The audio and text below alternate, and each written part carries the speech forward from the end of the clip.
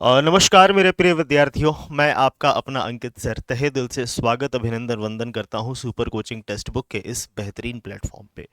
विद्यार्थियों, आज का ये जो सेशन है डेडिकेटेड है आपका केवीएस एनवीएस और ईएमआरएस के टीजीटी के अभ्यर्थियों के लिए। केवीएस और ईएमआरएस का टायर 1 समाप्त हो गया है और काफ़ी विद्यार्थियों के मन में उत्सुकता भी है कि सर रिजल्ट हमारा कब तक आएगा। तो उम्मीद है कि बहुत ही जल्द आपका रिजल्ट भी घोषित कर दिया जाएगा। और कई विद्यार्थी ये सोच रहे होंगे कि सर जब हमारा रिजल्ट घोषित हो जाएगा तब हम टायर 2 की तैयारी प्रारंभ करेंगे। विद्यार्थियों, कंपटीशन कितना है, किस प्रकार से है, यह आप सभी बच्चों को पता है। ठीक है, यहाँ पे एक एक मिनट एक एक सेकंड हर एक एस्पिरेंट को कुछ कदम आगे खींचता है, कुछ कदम पीछे खींचता है। अगर आप रुके हुए हैं तो पक्का है कि आप पीछे जाएंगे, और अगर आप समय के साथ आप अपनी तैयारी प्रारंभ कर दिए हैं तो पक्का है कि आप बहुत आगे निकल जाएंगे। ठीक है, आगे निकलने का मतलब ये है कि आप बहुत अच्छे नंबरों से इस परीक्षा को पास करेंगे।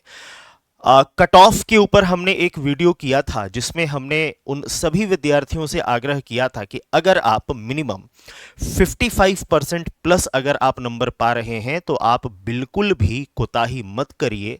ठीक है, बिल्कुल भी आप ये मत सोचिए कि हम प्रिपरेशन करें कि ना करें, क्योंकि विद्यार्थी जो आपका टीजीटी का सिलेबस है वो लगभग कोई भी टीजीटी आप दोगे ना, हर जगह वो सेम मतलब कि 70% सेम सिलेबस आपको देखने को मिलेगा। तो अगर आप अपनी प्रिपरेशन प्रारंभ भी कर दे रहे हैं और अगर आप बाउंड्री लाइन पे भी हैं तो आप ये मत सोचिए कि ये जो आप गणित पढ़ रहे हैं ये आपका तबीयत खराब कर देगा या आपका समय व्यर्थ करेगा। ठीक है ना, ये आगे चल के बहुत ही फलीभूत होगा और बहुत ही फ्रूटफुल रिजल्ट आपको देगा। तो बेझिझक हो कि अगर आप 55% या 55% प्लस हैं तो आप अपनी तैयारी में लगे रहिए।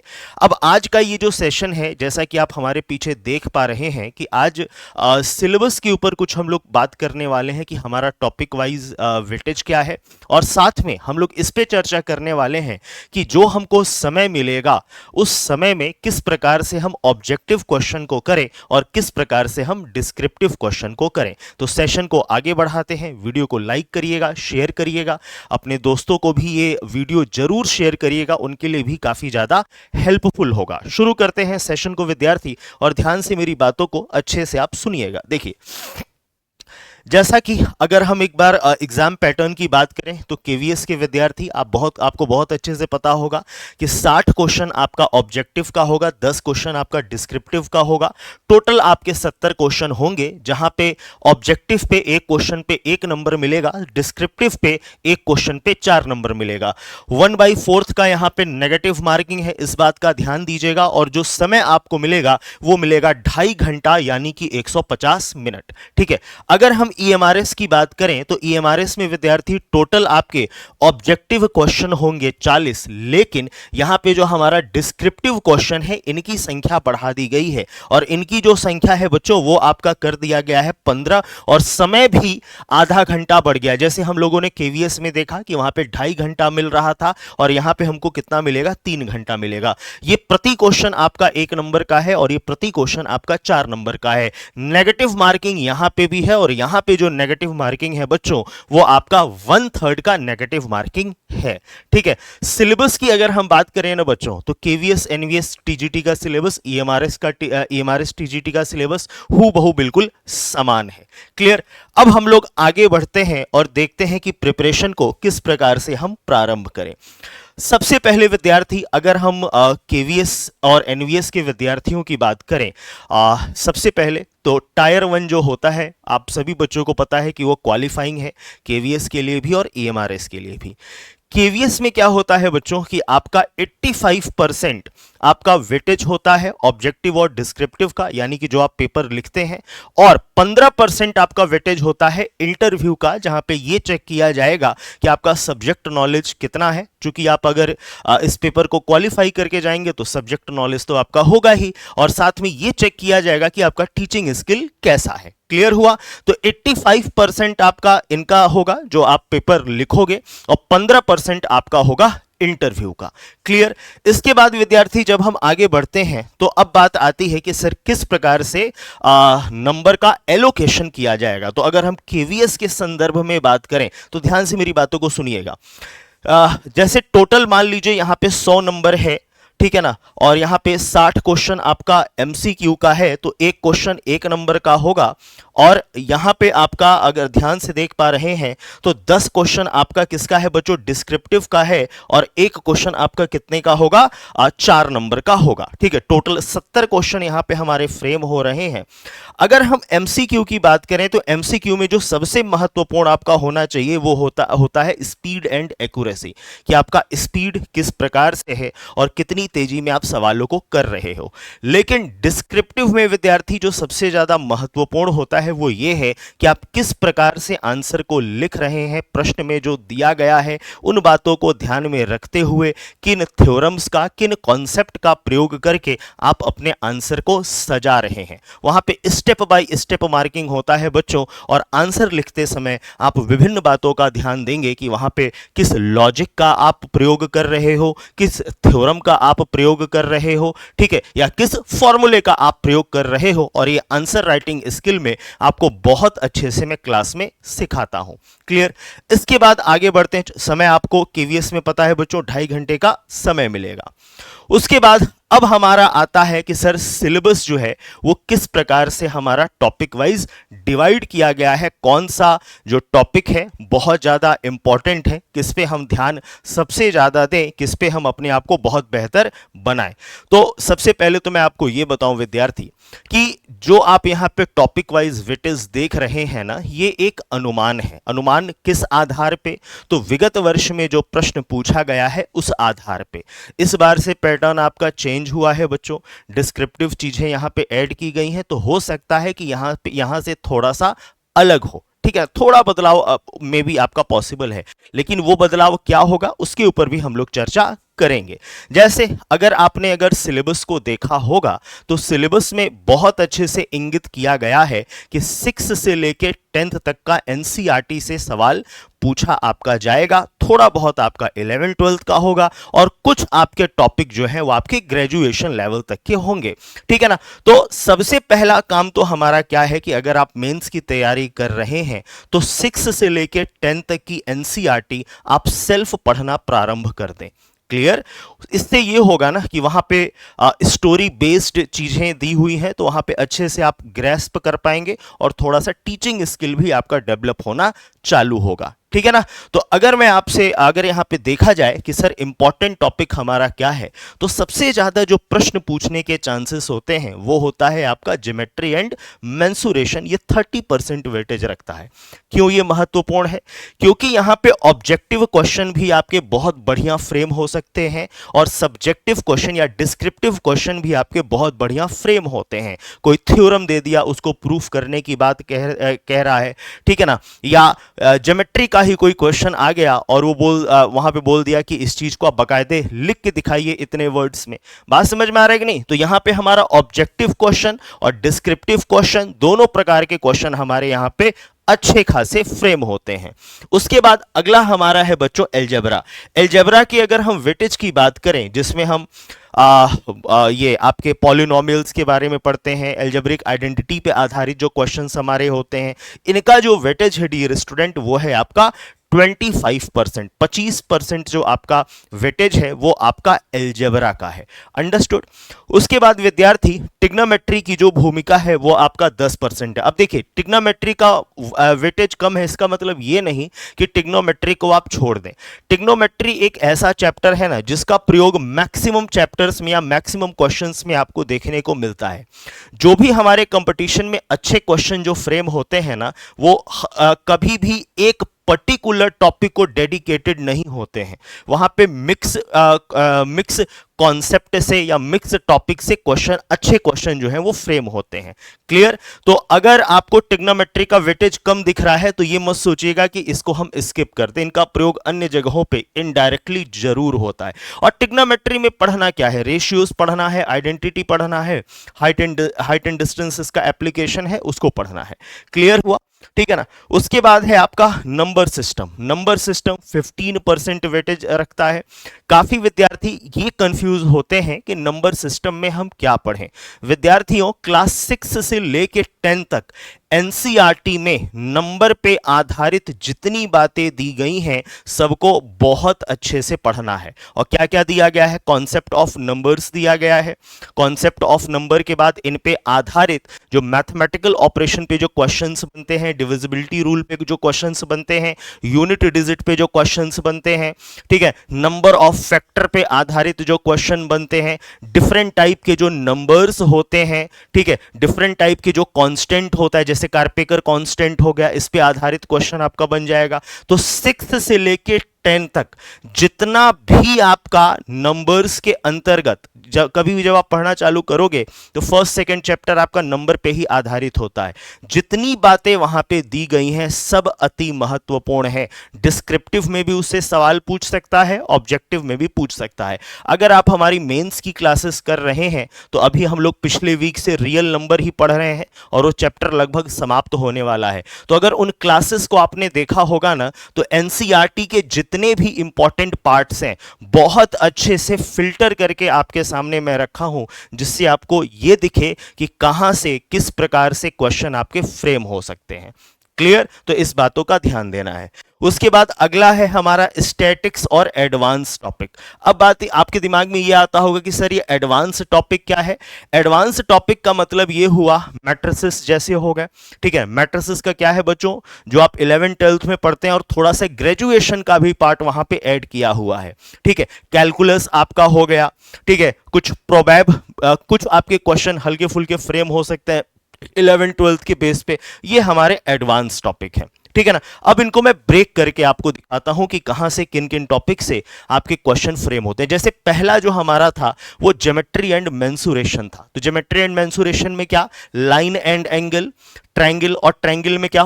ये कॉन्ग्रुएंसी, सिमिलैरिटी, इनके जो थ्योरम्स होते हैं इनको बहुत अच्छे से याद रखना है, बहुत अच्छे से इनको प्रूफ करना है। सर्कल एंड क्वाड्रिलेटरल हो गया, कोऑर्डिनेट ज्योमेट्री हो गया, देन आपका 3D mensuration, surface area, volume, ठीक है, 2D 3D कंप्लीट, ठीक है ना। तो ये है आपका ज्योमेट्री एंड मेंसुरेशन के जो हमारे इंपॉर्टेंट टॉपिक्स हैं, ठीक है। ये सब चीज मेंस में आप लोग बहुत अच्छे से हमसे पढ़ने वाले हो। मेंस की क्लासेस आपकी स्टार्ट हो गई हैं पिछले वीक से, ठीक है ना।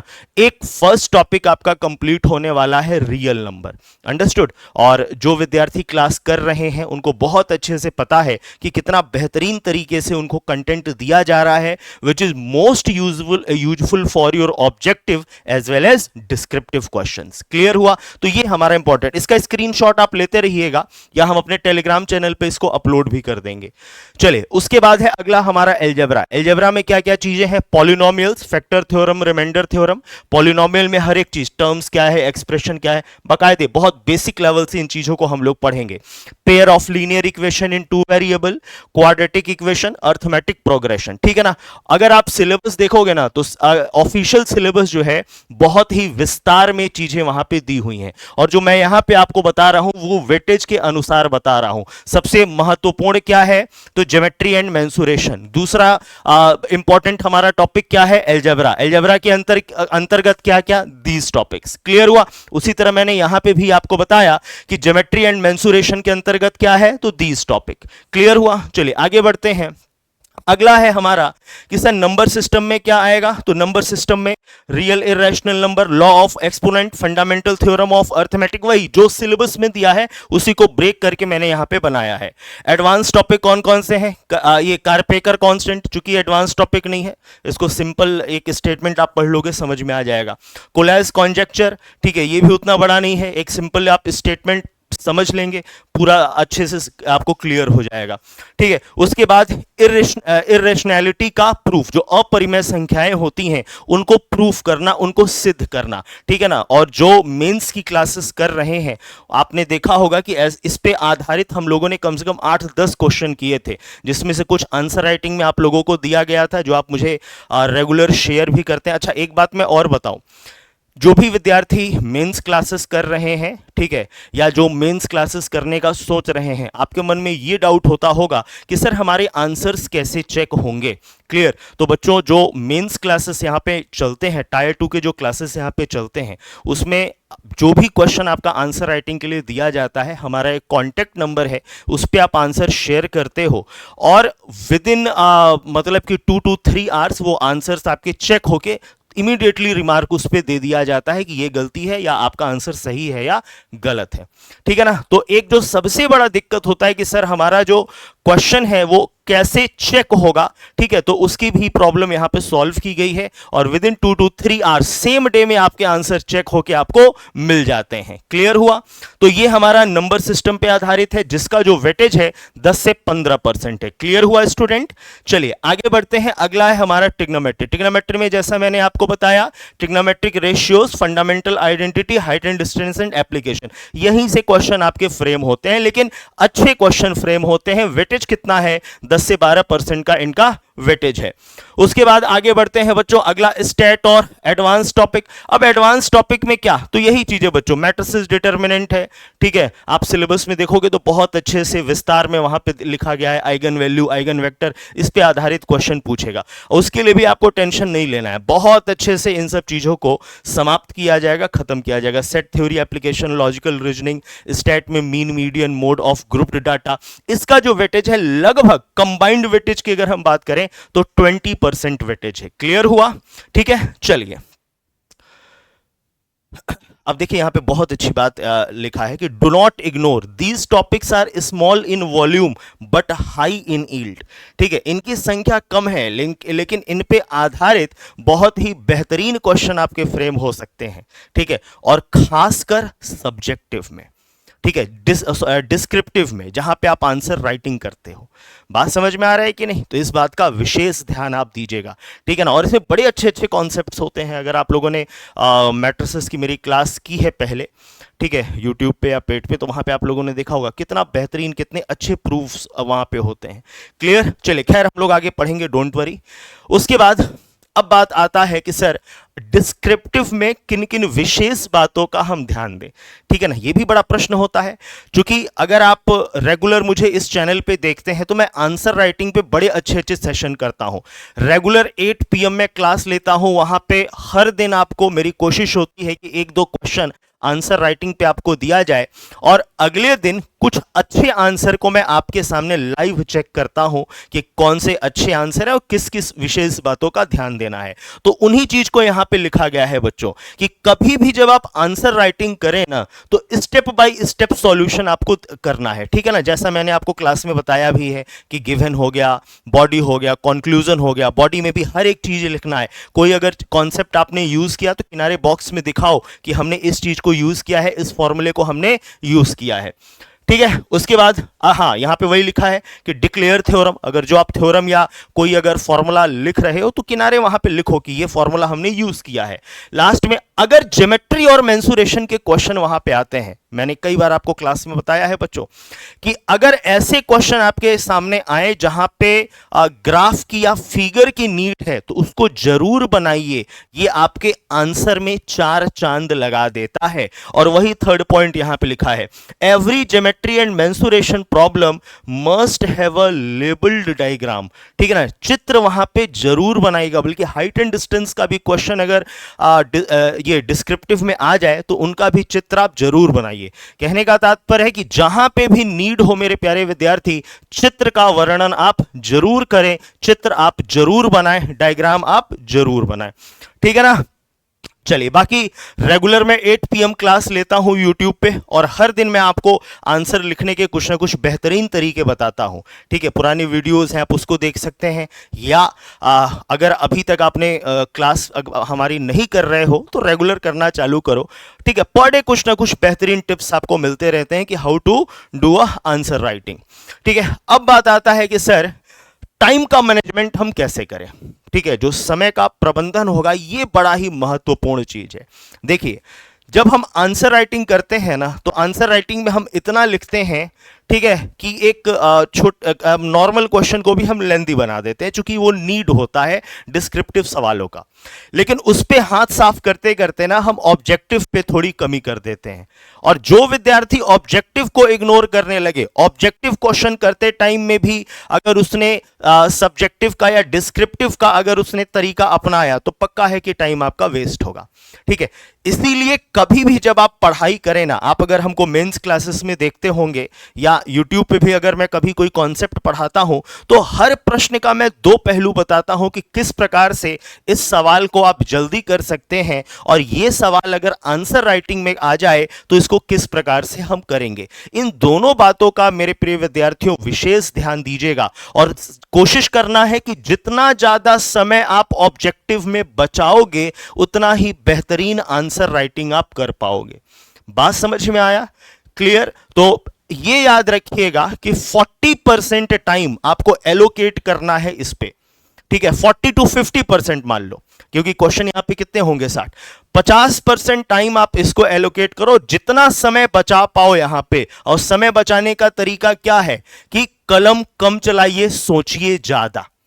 बात समझ में आ रहा है कि नहीं? रिजल्ट्स को ध्यान में रखिए, रिजल्ट्स पे आधारित क्वेश्चन बहुत ज्यादा प्रैक्टिस करिए, टाइम यहां पे सेव होगा। जब आप ऑब्जेक्टिव में टाइम सेव करोगे ना स्टूडेंट, तो वो आपका डिस्क्रिप्टिव में बहुत ज्यादा हेल्प करेगा, मदद करेगा। क्लियर हुआ? और रेगुलर, मैं फिर से वही कहूंगा कि रेगुलर अगर आप हमको यूट्यूब पे देखते हैं तो बहुत अच्छी कला आपको दोनों चीज के लिए बताई जाती है। मेंस में अगर आप मुझे देखते हैं तो कभी भी जब मैं कोई कॉन्सेप्ट पढ़ाता हूं तो वहां पे भी ये कला मैं आपको सिखाता हूं कि किस प्रकार से ऑब्जेक्टिव में आप समय बचाएंगे और डिस्क्रिप्टिव को आप बेहतरीन तरीके से लिखेंगे। क्लियर हुआ बच्चों? चलिए, ठीक है। बाकी नेगेटिव मार्किंग के बारे में आपको पता होगा, 0.25 का नेगेटिव मार्किंग होगा ऑब्जेक्टिव में, ईएमआरएस में 1/3 का नेगेटिव मार्किंग होगा, ठीक है ना। अब कुछ विशेष बातों का आपको ध्यान देना है। लास्ट में चेकलिस्ट क्या है? एक्नॉलेज 85% वेटेज आपका रिटन का है, 15% आपका इंटरव्यू का है फॉर केवीएस, ठीक है ना। स्टडी एनसीईआरटी, मैं हर बार आपसे कहता हूं विद्यार्थी एनसीईआरटी जरूर पढ़िए, ये बहुत महत्वपूर्ण है। एनसीईआरटी जरूर पढ़ें। बीएससी लेवल के जो आपके सिलेबस के अंतर्गत जो चीजें हैं, जो बीएससी लेवल का है, उसकी भी टेक्स्ट बुक पढ़िए। और सॉरी बच्चों, कोई नया किताब मत खरीदना। मैं हमेशा आपसे कहता हूं डोंट बाई न्यू बुक्स, ठीक है। आपने जो अपने पढ़ाई के दौरान 11th-12th में जिस किताब का प्रयोग किया था, ग्रेजुएशन में आपने जिस किताब का प्रयोग किया था, उसी किताब को पढ़िए। डोंट यू मतलब कि take any extra book and या कोई अलग से कुछ खरीदे, कुछ नहीं लेना, ठीक है। लिमिटेड रिसोर्स, उसी पे बार बार काम, और रेगुलर 8 PM की मेरी क्लास, ठीक है, वो सफिशिएंट है। अगर कॉन्सेप्ट अनक्लियर है तो मेंस में क्लास ज्वाइन करिए और मन लगा के पढ़िए, ठीक है ना। प्रैक्टिस, ठीक है, प्रैक्टिस आप जरूर करें। मैथमेटिक्स में प्रैक्टिस बहुत ज्यादा इंपॉर्टेंट है। Right detailed proof for descriptive speed drill for MCQ, ठीक है ना। एमसीक्यू में समय बचाना है तो जितना स्पीड आप उसमें बढ़ा सकते हैं विथ एक्यूरेसी, उतना आप बेहतरीन करेंगे, ठीक है ना। मैट्रिसेस जैसे चैप्टर्स को आप बहुत अच्छे से देखें, जो आपके एडवांस के टॉपिक हैं।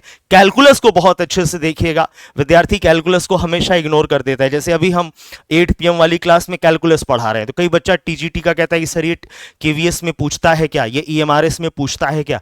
पूछता है तभी हम पढ़ा रहे हैं, ठीक है। मैं कभी भी सिलेबस से इधर उधर नहीं जाता हूं, ठीक है, आइदर इन मेंस और इन यूट्यूब सेशन, ठीक है। जो सिलेबस है उसी के अंतर्गत रह के हम चीजों को आपके सामने पेश करते हैं। क्लियर? चलिए, अब आपके लिए खास क्या है? इतनी बातें तो हो गई अंकित सर, मेंस के भी बारे में हमको सब बातें क्लियर हो गई। अब मैं आपको बच्चों एक बहुत बेहतरीन उपहार देता हूं, ठीक है। वो उपहार ये है कि विद्यार्थियों, आपको पता है टेक्स्ट बुक ने एजुकेशन के क्षेत्र में बहुत ही रिवॉल्यूशनरी एक कदम उठाया है, जिसको बोला जाता है सुपर पास लाइफ। सुपर पास लाइफ का मतलब क्या है कि अगर एक बार बहुत ही एफोर्डेबल प्राइस में अगर आपने इसका एक्सेस लिया, तो ये सभी बैचेस, ये हमारे कौन से बैचेस हैं? करंट और अपकमिंग बैचेस, ठीक है। अपकमिंग कौन सा है? यूपी टीजीटी पीजीटी है, यूपी टेट है, ठीक है ना आपका। उसके बाद बीपीएससी है आपका, उसके बाद अदर जो मेजर टीचिंग एग्जाम है, ये आपका केवीएस एनवीएस आपका चल रहा है, ठीक है ना। केवीएस एनवीएस आपका चल रहा है, ईएमआरएस आपका चल रहा है, यूपीएलटी का टायर 2 आपका चल रहा है। ये आपके करंट बैचेस हैं, ठीक है। अब कोई विद्यार्थी अगर एक से अधिक परीक्षा देगा ना, तो उसके लिए टेंशन क्या होती है कि सर हम एलटी भी ले लिए, अब दूसरा केवीएस दे रहे हैं तो उसके लिए फिर से पैसा दें। क्लियर? ऐसा नहीं करना, आपको बस सुपर पास लाइव लेना है। 375 प्लस एग्जाम का लाइव प्लस रिकॉर्डेड सेशन आपको मिलता है।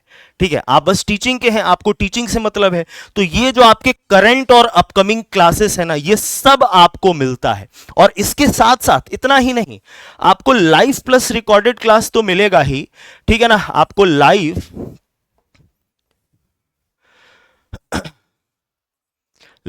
प्लस रिकॉर्डेड क्लास तो आपको मिलेगा ही, साथ में आपको मॉक टेस्ट मिलेगा। आपको पता होगा text book pass pro max वो इसके साथ फ्री मिलता है।